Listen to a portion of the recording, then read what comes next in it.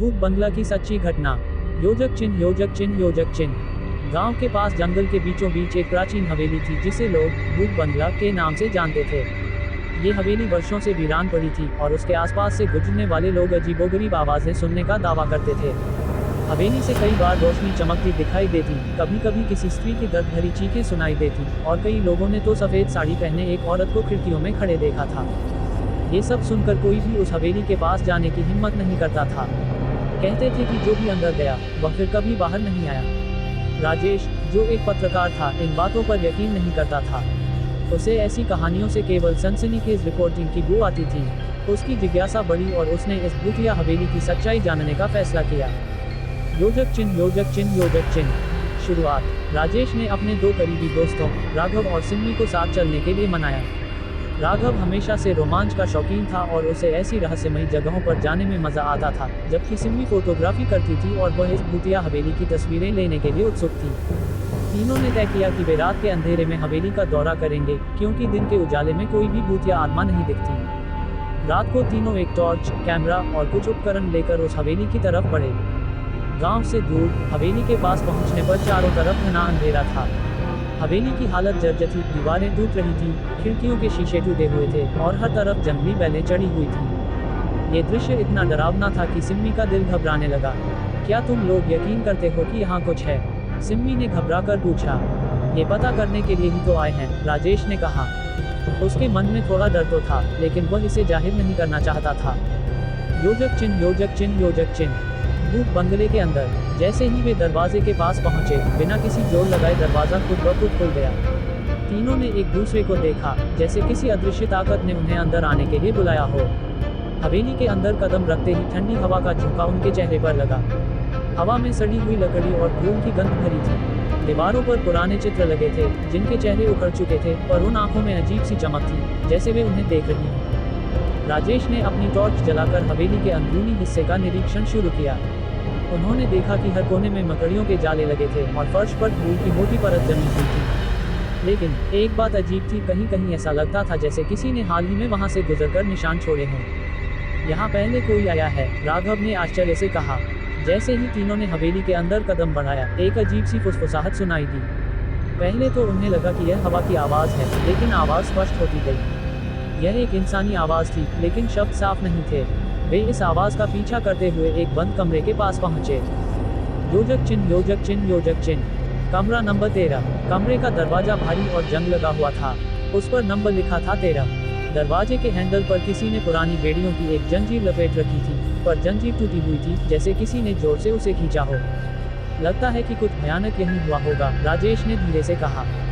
राघव ने दरवाजे को धकेला और वह चरमराते हुए खुल गया।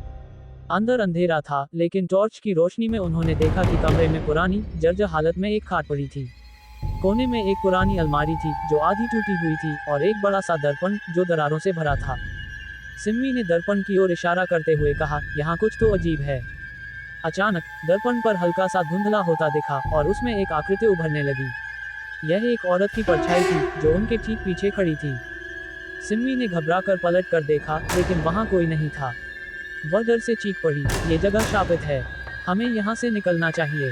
राजेश ने उसे शांत करने की कोशिश की, ये सब हमारी कल्पना है, हमें यहाँ की सच्चाई खोजनी है। योजक चिन्ह, योजक चिन्ह, योजक चिन्ह। सच्चाई की परतें खुलती हैं। अचानक कमरे की खिड़की अपने आप खुल गई और ठंडी हवा का तेज झोंका अंदर आया। उसी वक्त दरवाजा अपने आप बंद हो गया और कमरा घने अंधकार में डूब गया। तभी एक जोरदार चीख पूरे कमरे में गूंज उठी। यह आवाज इतनी खौफनाक थी कि तीनों के रोंगटे खड़े हो गए। ये जगह भूतिया है, राजेश, राघव ने घबराते हुए कहा। हमें यहाँ से तुरंत निकलना चाहिए। लेकिन इससे पहले कि वे कुछ कर पाते, कमरे की दीवारों पर कुछ उभरने लगा। दीवार पर खून से लिखा हुआ संदेश था, मैं यहाँ कैद हूँ, मुझे मुक्त करो।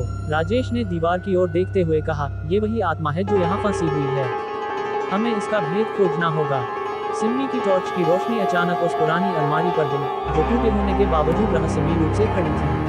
अलमारी के पीछे एक और छोटा दरवाजा दिखाई दिया, जिसे अब तक किसी ने नहीं देखा था। यहाँ कुछ छुपा हुआ है, सिम्मी ने कहा। योजक चिन्ह, योजक चिन्ह, योजक चिन्ह। भयानक रहस्य का पर्दाफाश। तीनों ने दरवाजा खोला और एक गुप्त तहखाने की सीढ़ियाँ दिखी। सीढ़ियाँ अंधेरे में गुम होती जा रही थीं। उनके नीचे जाने के अलावा कोई और रास्ता नहीं था। जैसे ही वे नीचे पहुंचे, उन्हें एक बड़ा कमरा दिखाई दिया जिसमें चारों तरफ दीवारों पर अजीब और डरावने चित्र बने हुए थे। कमरे के बीचों बीच एक पुराना लकड़ी का ताबूत रखा था। ताबूत पर किसी का नाम नहीं लिखा था, लेकिन उस पर भी वही संदेश खुदा हुआ था, मुझे मुक्त करो। राघव ने हिम्मत जुटाई और ताबूत का ढक्कन खोला। अंदर एक महिला का कंकाल पड़ा हुआ था जो सफेद साड़ी में लिपटा हुआ था। ये वही औरत है, सिन्नी ने कांपते हुए कहा, जो इस हवेली में मारी गई थी। तब कमरे में अचानक सफेद रोशनी फैली और उसी औरत की आत्मा प्रकट हुई। उसका चेहरा उदास था और उसकी आंखों में दुख का सागर था। वह धीरे धीरे बोली, मैं अनिता हूँ। मुझे मेरे पति ने धोखे से मार डाला और इस ताबूत में कैद कर दिया। मेरा शरीर तब से यहाँ पड़ा है और मेरी आत्मा भटक रही है। मुझे मुक्ति चाहिए। योजक चिन्ह योजक चिन्ह योजक चिन्ह। अंतिम चमत्कार। राजेश ने समझा कि अनिता की आत्मा तभी मुक्त होगी जब उसके शरीर को ठीक से दफनाया जाएगा। उन्होंने ताबूत को बाहर निकाला और गांव के मंदिर के पास उसे पूरे रीति रिवाज के साथ अंतिम संस्कार दिया। जैसे ही अनिता का दाह संस्कार पूरा हुआ, अचानक से आसमान में अजीब रोशनी छा गई और हवेली से चीखें आनी बंद हो गई। हवेली के चारों ओर का डरावना माहौल अचानक बदल गया। हवेली की दीवारें धीरे धीरे मिटने लगी, जैसे वह कभी वहां थी ही नहीं। तीनों ने एक दूसरे की ओर देखा। अनिता की आत्मा अब मुक्त थी और उसके साथ ही भूत बंगले का रहस्य भी सुलझ गया। हवेली का नाम और उसके भूतिया किस्से अब अतीत का हिस्सा बन गए थे और जो सच्चाई थी वह केवल राजेश, राघव और सिन्नी को पता थी। पर यह सच्चाई शायद दुनिया के सामने लेने के लिए तुम लोग जिंदा नहीं रहो।